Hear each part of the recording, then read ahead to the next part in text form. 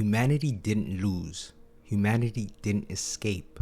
Humanity simply stopped existing. The cities are still here. The buildings still stand.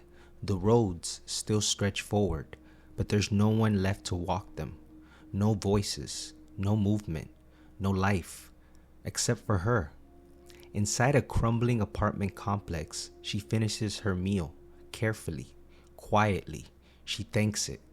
Not a person, not a machine, just a habit, a remnant of a world that no longer exists.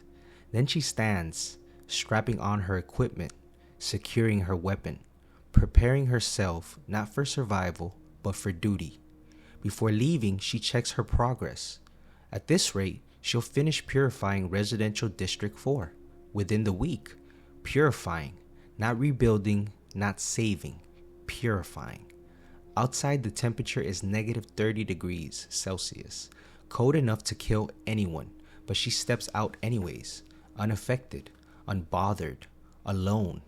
Her vehicle awaits for her below, old, military grade, one of the few things still functioning in this dead world.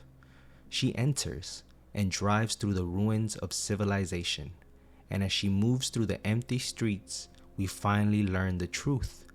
50 years ago, humanity was wiped out, not by war, not by themselves, but by something else. They appeared suddenly, alien life forms, no warning, no mercy. They spread a toxic miasma across the planet. Anyone who inhaled it died, their bodies twisting, changing, turning into something else, something no longer human. They were called executioners. The disease they carried had a name, crystallosis. Crystal-like structures began growing from the victim's body, slowly consuming them, replacing flesh with something cold, something permanent. There was no treatment, no cure, only death. Now her mission is simple: purify the infected areas and search for the survivors, if any still exist. But so far, she hasn't found a single one. She enters another abandoned building. Everything is frozen in time, belongings untouched, furniture undisturbed, like everyone disappeared mid-life. And then she sees it, an executioner, standing motionless, its body twisted, crystallized, dead, or at least that's what she thinks. Its eyes open. Instantly she reacts, drawing her weapon and firing, destroying it before it can move, before it can spread anything else. She lowers her weapon, quietly admitting her mistake. She let her guard down, even for a second. That's enough to die here. As the body collapses, the miasma leaks out. The same miasma that wiped out humanity, the same miasma that killed billions. She inhales it directly.